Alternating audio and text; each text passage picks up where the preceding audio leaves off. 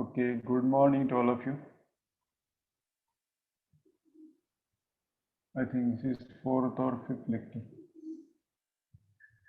In the last lecture, we have covered first point is the need of cascading, then different based on the need of cascading we have seen the different problems.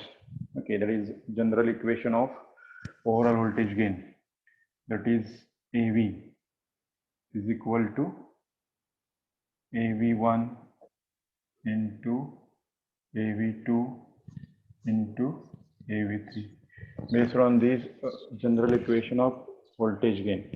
That is overall voltage gain of amplifier. We have seen the two problems. कोणातरी mic चालू आहे बंद करा. Then we have seen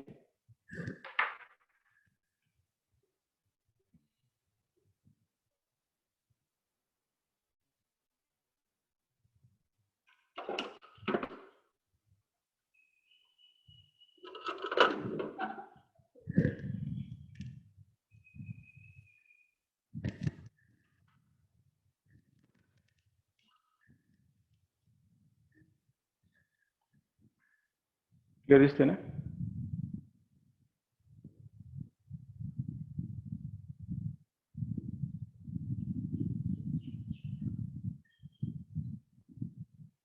Okay. After that, we have seen the different types of coupling, RC coupling, direct coupling, and transformer coupling. And after that, we have started the different types of coupled amplifier. In the last lecture, we have seen the first type, that is RC coupled amplifier, and the frequency response for the RC coupled amplifier. Okay. So for the today's lecture, we will go for the second type of coupled amplifier, that is direct coupled amplifier. Okay.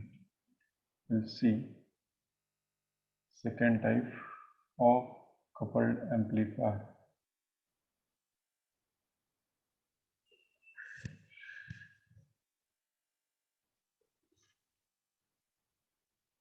Second type of coupled amplifier, that is direct coupled amplifier. Okay. So first of all, we will see the operation of direct coupled amplifier, and then we will see the frequency response for the direct coupled amplifier. So first of all, I will draw the circuit for the direct coupled amplifier, or the circuit for the two-stage direct coupled amplifier. Okay. So here I will draw the circuit. This is R1, this is R2. At the input side, this is input voltage Vi. Then here transistor Q1, emitter stabilizing resistor, collector load resistance. Directly we are connecting output of first stage to the second stage. Okay, so here we are not using the R3 and R4 in direct coupled amplifier. Means directly we are connecting here output of first stage to the base of second stage. Here we are directly connecting output of second stage directly to the load resistance. Okay, so this is ground. At the top we'll give the biasing voltage VCC. Okay, so in this diagram, this R1, this is R2, collector load resistance of first stage, here emitter stabilizing resistor of first stage RE1. Okay, this is emitter stabilizing of second stage, collector load resistance of second stage, transistor Q2, and this is load resistance RL. Okay, so this is the circuit for the two-stage direct coupled amplifier. In this circuit, this Vi is the input voltage. We have to amplify that input voltage.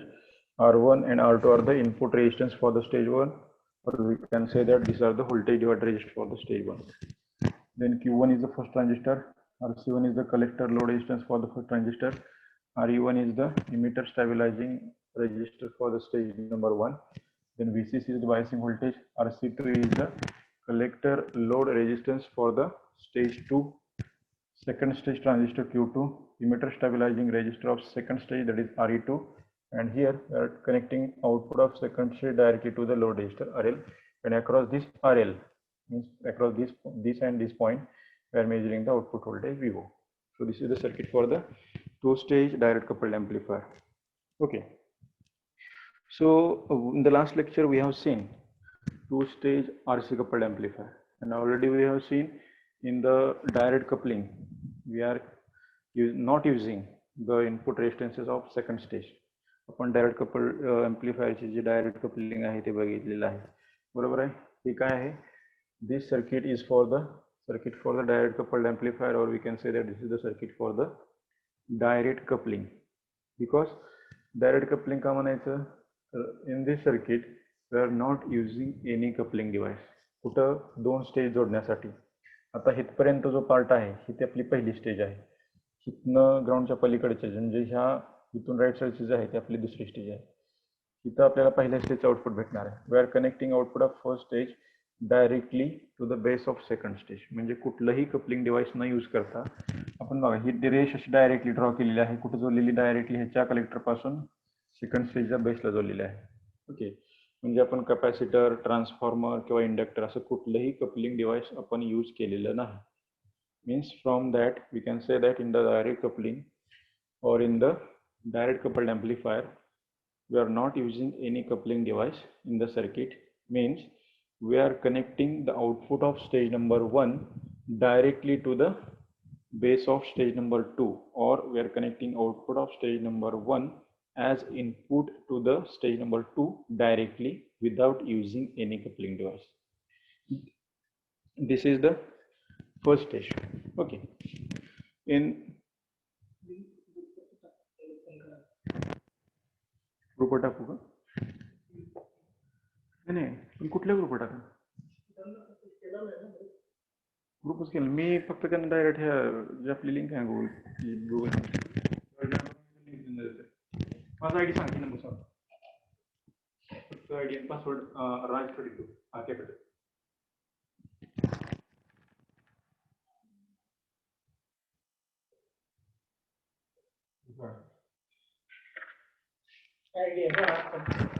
Password आहे, तुम्हाला ID आहे 396. Hello,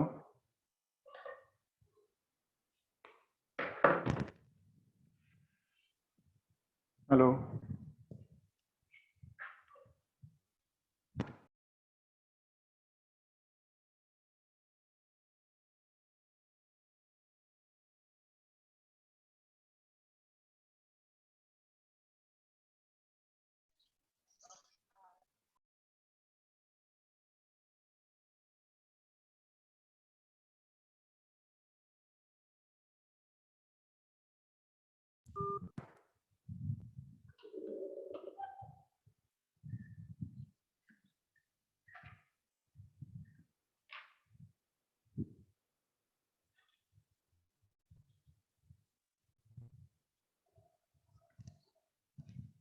okay.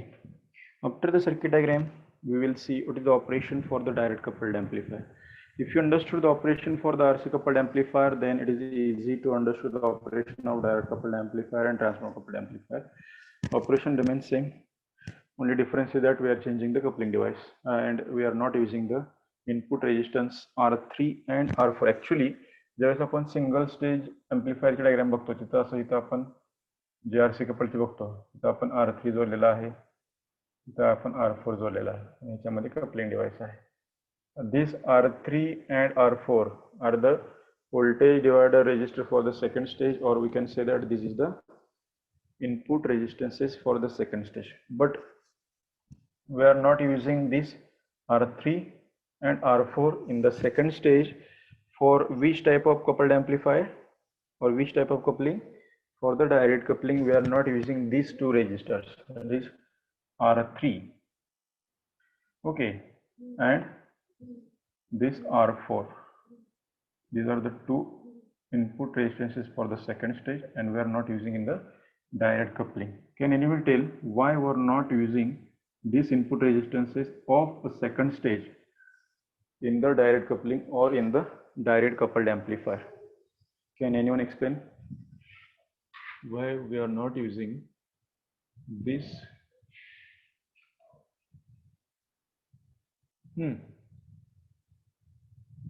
कोण कोण आहेत? Asavari, Das, Dnyaneshwari, Madhavi Patil, Nandini.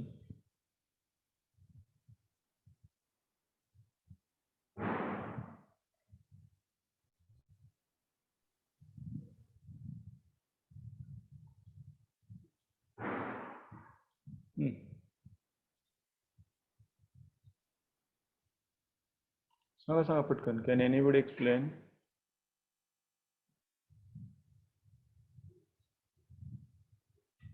Renuka Hatolkar, can you explain why we are not using resistance R3 and R4 in the second stage in the direct coupling or in the direct coupled amplifier?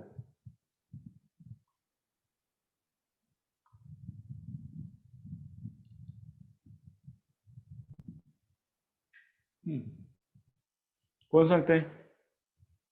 मला वाटतंय मी हे 2-3 वेळा सांगितले. This effect is known as loading effect. Okay, सांगा loading effect म्हणजे काय?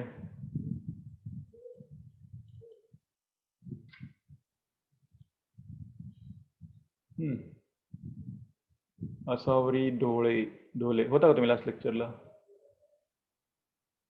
Loading effect सांगितलं त्यावेळेस. दास, ज्ञानेश्वरी. बोला बोला, फक्त मीच बोलून नाही होणार लेक्चर. कसं होणार सांगा बरं पटकन. काय होते सांगा. जर at the input side of second stage मी काय केलं यूज, इथे एक रेजिस्टर यूज केला, दुसरा रेजिस्टन्स इथे यूज केला. हा तुमचा R3 आहे, हा तुमचा R4 आहे. आणि इथं मी डायरेक्ट कपलिंग यूज केलं. मी कुठलंही कपलिंग डिव्हाइस यूज नाही केलं, डायरेक्टली जोडले. माझं R3 आणि R4 काय झाले? These are the input resistance for the second stage, or we can say that voltage divider resistor for the second stage. मग ह्याचा इफेक्ट काय होतो याच्यावरती मी सांगितले. त्या इफेक्टला आपण नाव पण दिलंय. This effect is known as loading effect. Then what is mean by loading effect? The question will be there definitely in the university exam. What is meant by loading effect in the coupled amplifier?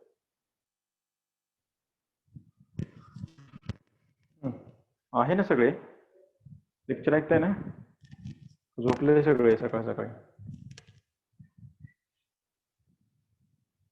All are there, or all yes, are listening sir. to me? Yes, sir. Then can anybody tell me what is meant by loading effect? मराठीत सांगा चालेल. There is no necessary to tell in English. If you know the concept, then you can explain that concept in Marathi only, or Marathi also. काहीतरी सांगितलं होतं आपण, बरोबर आहे? Loading effect म्हणजे काय सांगितलं होतं? हा जो आहे आपला RC1, हा काय आहे आपला? Collector load resistance of stage number 1. पहिल्या स्टेजचा कलेक्टर लोड रेजिस्टन्स आहे म्हटलं होतं आपण, बरोबर आहे का? आणि ह्याच्या अक्रॉस आपलं पहिल्या स्टेजचं आउटपुट जनरेट होते असं म्हटलं होतं मी, बरोबर आहे का? आणि हे जे R3 आणि R4 आहेत हे काय आहेत? Input resistances for the second stage. मग R3 आणि R4 जर कनेक्ट केले कशामध्ये? डायरेक्ट कपलिंग किंवा डायरेक्ट कपल्ड एम्प्लिफायर, तर काय होतं? लोडिंग इफेक्ट होतो. तो कसा होतो ते मी सांगितलं. कारण डायरेक्ट कपल्ड एम्प्लिफायर मध्ये ही collector point of first stage म्हणजे पहिल्या ट्रान्झिस्टरचा कलेक्टर पॉईंट मी काय करतोय? डायरेक्टली जोडतो. इथं बघायला डायरेक्टली आहे. इथून जे पॉईंट आहे तो तुमचा डायरेक्टली कुठे गेला? बेस ऑफ, म्हणजे बेसची लाईन आहे, base of second transistor. We are connecting directly to the base of second transistor. Directly जोडते म्हणजे काय? We are not using any coupling device, म्हणजे कपॅसिटर किंवा ट्रान्सफॉर्मर किंवा इंडक्टर असं कुठलंही आपण कपलिंग डिव्हाइस यूज करत नाही. ओके, मग कपलिंग डिव्हाइस यूज करत नसेल तर त्याचा इफेक्ट काय होतोय मग, तर लोडिंग इफेक्ट होतोय. मग लोडिंग इफेक्ट म्हणजे काय, there is a question of 4 mark. Explain the loading effect in the direct coupled amplifier, or what is meant by loading effect in the coupled amplifier. That question is of 4 mark. आता ह्याचं जर operation explain करायचं म्हटलं, this is the circuit for the direct coupled amplifier. In this circuit, suppose I have applied here 200 millivolt as the input signal. Input signal माझा काय असणार आहे, sinusoidal असणार आहे, म्हणून मी त्याला असं ड्रॉ करतो. Okay, suppose I have considered one input cycle, its amplitude is 200 millivolt. लक्ष देऊ नका. इनपुट सिग्नल घेतलाय, सिनुसायडल आहे, त्याचे amplitude किती आहे, 200 millivolt आहे. ओके, तर 200 millivolt म्हणजेच किती, 0.2 व्होल्ट. बरोबर आहे का. मला काय करायचं आहे, तो ॲम्प्लिफायर करायचा आहे किंवा ॲम्प्लिफिकेशन करायचं आहे, म्हणून मी काय घेतलं, कमी व्होल्टेज असलेलं इनपुट सिग्नल घेतला. म्हणजे ॲम्प्लिफिकेशन किंवा ॲम्प्लिफायरची डेफिनेशन आपल्याला माहिती आहे. Amplifier or the amplification is the circuit, or amplification is the process in which amplitude of signal is increased, or the काय म्हणू शकतो आपण त्याला अजून दुसऱ्या तुमच्या लँग्वेजमध्ये. तुम्ही कन्सेप्ट जर क्लिअर असेल तर you can define various definitions. तुमच्या वेनुसार वेगवेगळ्या डेफिनेशन तयार करू शकता. Amplifier is the circuit which will increase the strength of input signal, असं पण म्हणू शकता. जो त्याला इनपुट सिग्नल अप्लाय केलेला आहे तो कसा असणार आहे, वीक सिग्नल असणार आहे. वीक म्हणजे काय असणार आहे, त्याची ॲम्प्लिट्यूड कमी असणार आहे. ॲम्प्लिट्यूड कमी आहे म्हणून आपण इथे घेतली, किती घेतली आपण, 2 व्होल्ट 10 व्होल्ट घेतली का नाही घेतली, मिली व्होल्टमध्ये घेतली, म्हणून मी इथे घेतले 0.2 व्होल्ट. म्हणजे तो वीक सिग्नल आहे. इनपुटला मी एक सिनुसायडल सिग्नल अप्लाय केला आहे, त्याची एक सायकल कन्सिडर केली. That cycle will be varies from 0 to 2 pi. 0 to pi first half cycle, pi to 2 pi second half cycle. Okay, so I have considered first half cycle of the input signal with amplitude 0.2 volt. म्हणजे मला माहिती आहे की माझा हा amplifier आहे. आता direct coupled amplifier, त्याला डायरेक्ट कपल्ड ॲम्प्लिफायरला आपण डीसी ॲम्प्लिफायर पण म्हणतो, हे मी तुम्हाला डायरेक्ट कपलिंग मध्ये सांगितलं होतं. मग त्याला डीसी ॲम्प्लिफायर का म्हणायचं हे पण मी सांगतो. That direct coupled amplifier is normally used for the input signal for the amplification which frequency is less than 10 Hz. ज्या इनपुट सिग्नल जे आहेत त्यांची फ्रिक्वेन्सी लेस दॅन 10 Hz आहे, नॉर्मली आपण त्या इनपुट सिग्नलसाठी डायरेक्ट कपल्ड ॲम्प्लिफायर यूज करतो, म्हणून आपण त्याला डीसी ॲम्प्लिफायर पण म्हणतो. म्हणजे जो इनपुट सिग्नल आपण ॲम्प्लिफाय करणार आहे त्या इनपुट सिग्नलची, someone's mic is unmute, please mute. तरी माइक अनम्यूट आहे. ज्या इनपुट सिग्नलची फ्रिक्वेन्सी लेस दॅन 10 Hz आहे अशा इनपुट सिग्नलसाठी आपण normally direct coupled amplifier use करतो. आता लेस दॅन 10 Hz म्हणजे त्याला नियर अबाउट आपण डीसी सिग्नल पण म्हणू शकतो. का, कारण मला माहिती आहे, we know that the frequency of DC signal is किती, 0 Hz. बरोबर आहे का. डीसी सिग्नलची फ्रिक्वेन्सी किती असते, 0 Hz असते. म्हणजे आपण याचं जे मेन ॲप्लिकेशन आहे डायरेक्ट कपल्ड ॲम्प्लिफायरचं किंवा डायरेक्ट कपलिंगचं, normally we are using the direct coupled amplifier for the amplify the input signal which frequency is less than 10 Hz. That's why it is also known as DC amplifier.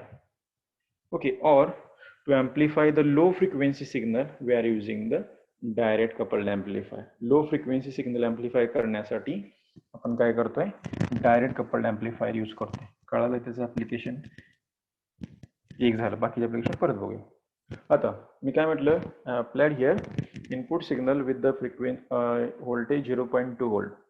आता मी weak signal दिलेला आहे, तो amplify झाला पाहिजे. Same operation, input signal is applied to the base of, आता हे V I म्हणजे input आहे, base of transistor Q1.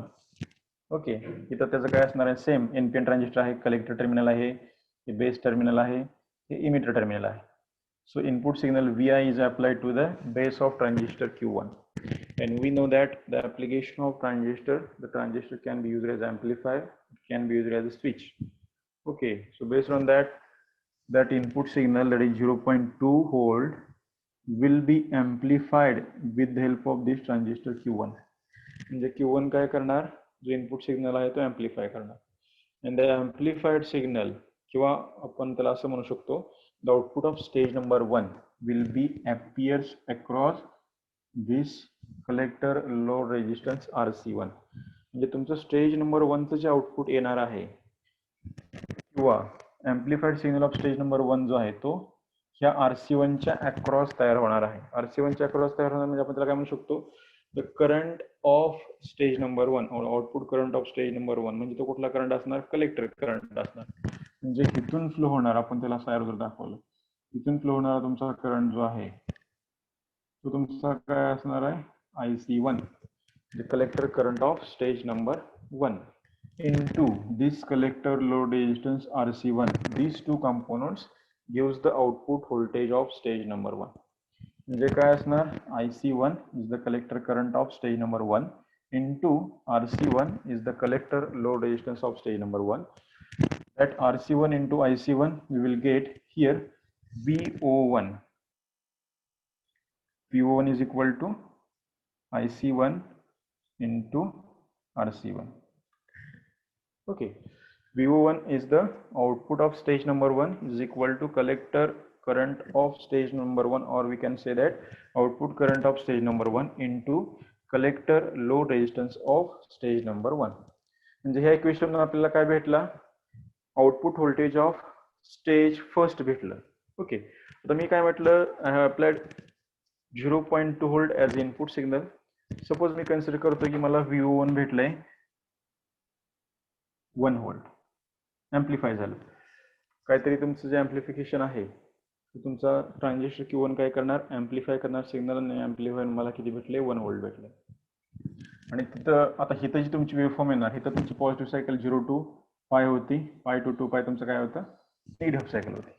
and we know that single stage amplifier do the phase inverse by 180 degree. म्हणजे एका स्टेजमध्ये तुमचा फेज कितीनं चेंज होतो, 180 degree change होतो. म्हणजे तुमचं हिथंची वेवफॉर्म येणार आहे ह्या पॉईंटला, ॲट दिस पॉईंट, म्हणजे ॲट द स्टेज नंबर 1चं जे आउटपुट येणार आहे त्याची वेवफॉर्म कशी येणार, मग रिव्हर्स होणार. Phase will be reverse by 180 degree. Okay, this is VO1, 0 पाय 2 पाय. ओके, आपण ऑलरेडी ते बघितलेलं आहे. पुन्हा तरी माईक ऑन आहे,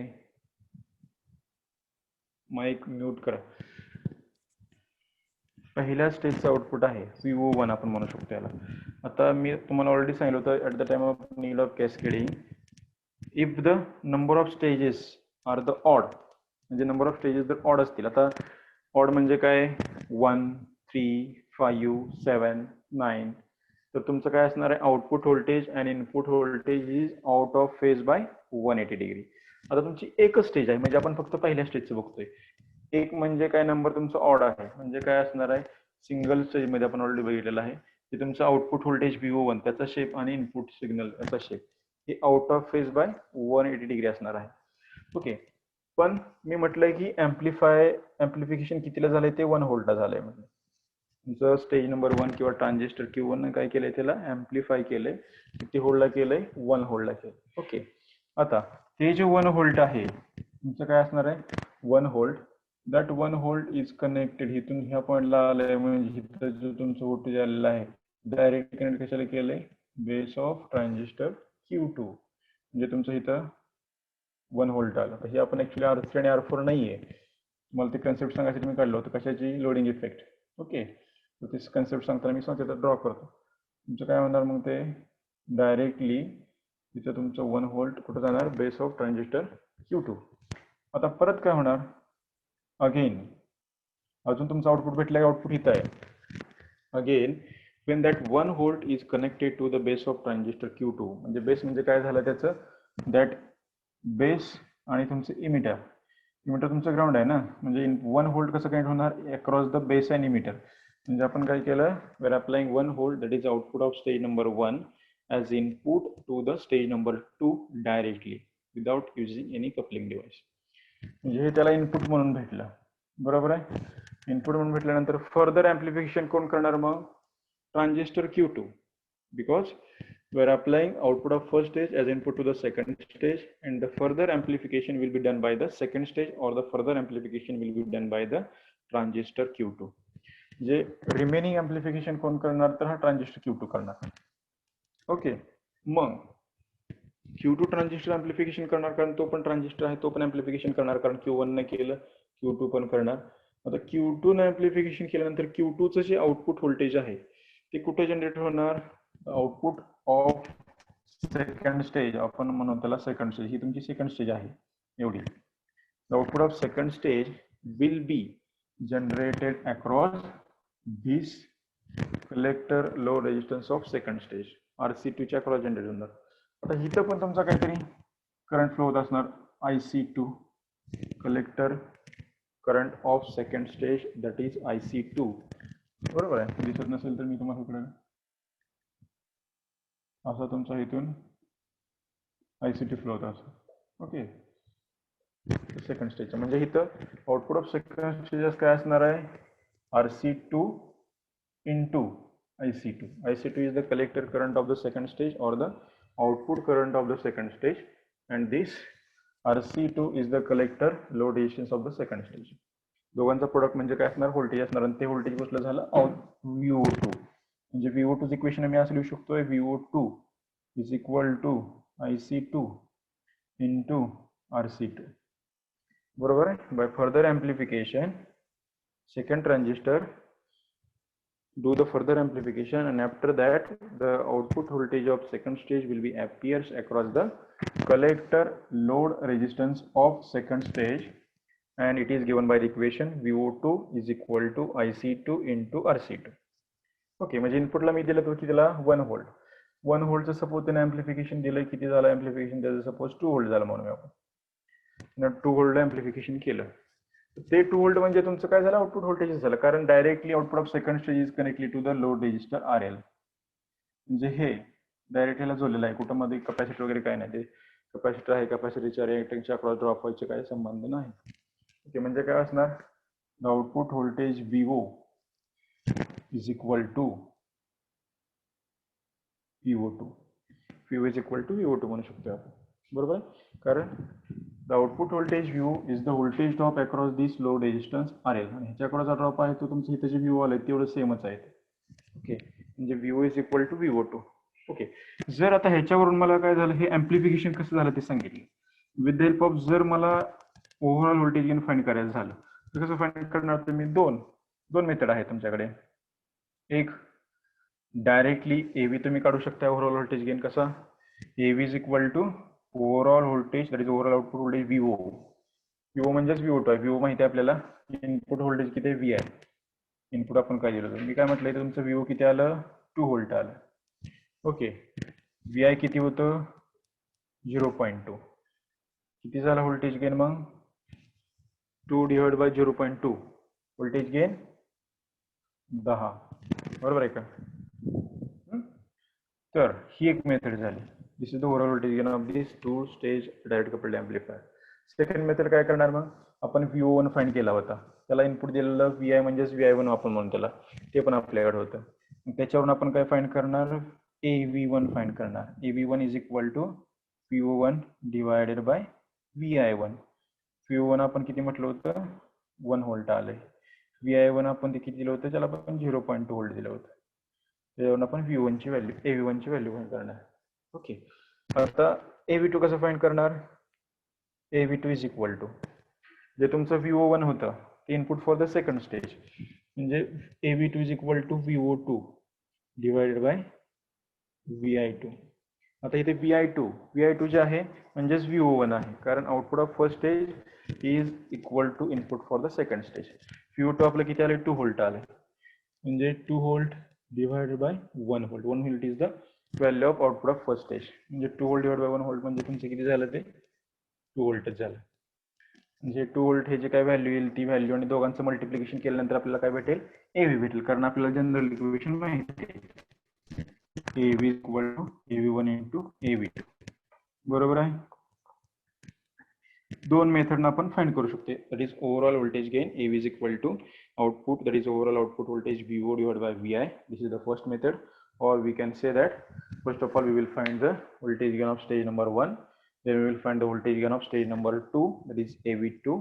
So AV1 into AV2 is equal to overall voltage gain AV. Okay, so AV is equal to AV1 into AV2. Okay, so this is the operation of direct coupled amplifier. आणि तुमच्या finally waveform येणार आहे त्याचा shape परत तिथे जी waveform येणार आहे त्याचा शेप परत रिमेन सेम, कारण आपण 2 स्टेज घेतले. फायनल जे आउटपुट आहे शेप तेच राहणार 0 पाय 2 पाय, कारण ऑलरेडी हे इनपुटला दिलं तिथे एकदा शेप चेंज झाला, पॉझिटिव्ह निगेटिव्ह निगेटिव्ह पॉझिटिव्ह परत एकदा चेंज झाला, म्हणजे नंबर ऑफ स्टेजेस किती आहेत 2. The number of stages are the even, then the output signal and input signal are in phase. If the number of stages are odd, then output signal and input signal are in out of phase by 180 degree phase shift. Okay, so this is the operation for direct coupled amplifier I have explained. But in direct coupled amplifier we have to see what is the loading effect. तो point आपल्याला मागच राहिलेला आहे. Loading effect म्हणजे काय मी तो आता सांगतो. अजून आठवल्या कोणाला, कोण सांगू शकतंय? ऑलरेडी घेतलेला आहे म्हणून मी तो मागे ठेवलाय. At the time of direct coupling we have seen loading effect. बघितलं होतं. आठवलं असेल तर थोडं जरी आठवलं असेल तर सांगा, नसेल तर आपण बघूया.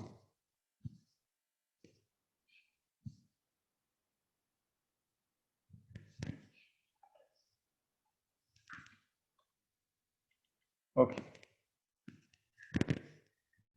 नाही आठवलं? आता आपण ऑपरेशन एक्सप्लेन केलं. ऑपरेशन मध्ये काय सांगितलं की पहिल्या स्टेजचं आउटपुट ह्या RC1 च्या अक्रॉस तयार होतं, दुसऱ्या स्टेजचं आउटपुट RC2 च्या अक्रॉस तयार होतं किंवा डेव्हलप होतं. बरोबर आहे. आता जर मी म्हटलं इथं की मी R3 आणि R4, इथं R3 आहे आणि इथं R4 आहे, हे जर कनेक्ट केले तर काय होईल? तर काय होते ते म्हणजेच लोडिंग इफेक्ट. आता हे this is the circuit for the 2 stage direct coupled amplifier. Direct coupled एम्प्लिफायरचे सर्किट आहे. जर मी ह्याचं AC अनालिसिस सर्किट ड्रॉ करायचं म्हणलं, from this circuit suppose I want to draw the AC analysis circuit. आता AC analysis circuit कसं draw करायचं? From the given circuit if I want to draw the AC analysis circuit, then first of all we have to remove the DC source. ह्याच्यामध्ये जो apply केलेला आहे DC voltage source तो remove करायचा. जिथं कुठला DC सोर्स आहे हे तुमचं बायसिंग व्होल्टेज आहे, आपण ते DC व्होल्टेज आहे किती अप्लाय करतो 15 volt 12 volt. This is the biasing voltage आणि it is the DC source, म्हणजे तो आपल्याला काय करावं लागेल? रिमूव्ह करावं लागेल. रिमूव्ह करा म्हणजे तो काय झाला? 0 झाला म्हणजे शॉर्ट झाला म्हणजे तो ग्राउंडच झाला. म्हणजे बाय डिफॉल्ट तुम्ही इथं ह्याला असं ग्राउंड म्हटलं तरी चालतं. बरोबर आहे, ज्यावेळेस तुम्ही AC अनालिसिस ड्रॉ करणार आहे. आता इथं ग्राउंड झालंय म्हणजे इथं तुमचा काय होता? R1 R2 आहे, म्हणजे ही पॉईंट बघा, हा बेस ऑफ ट्रान्झिस्टर Q1 आहे, त्याला R1चं एक टर्मिनल जोडले, R2चं एक टर्मिनल जोडले. R1चं दुसरं टर्मिनल कशाला गेले? ग्राउंडला. R2चं दुसरं टर्मिनल कशाला गेले? ग्राउंडला.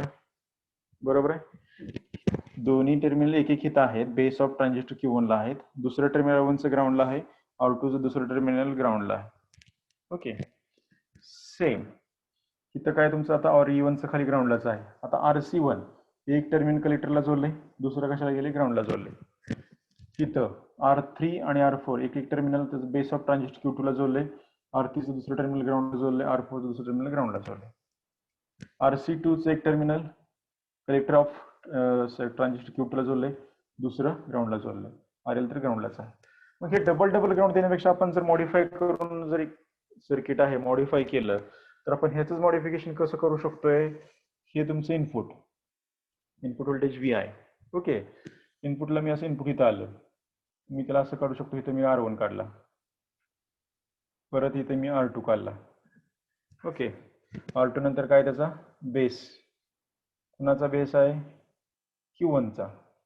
परत Q1चा इथे इमिटर टर्मिनल. बरोबर, त्यानंतर इथं ज्यावेळेस तुम्ही पुढे जाणार, इथं पुढं काय येणार आहे तुमचं? R3. R3च्या अगोदर पण इथं RC1 येणार आहे. RE1 झाल्यानंतर हा तुमचा RE1. ओके, RC1 हा तुमचा RE1, हा तुमचा R2. ओके, RC1 खाली आला, परत R3 R4 पण खाली येणार. हा झाला R3, हा झाला R4. सगळ्याला एकच ग्राउंड दिला.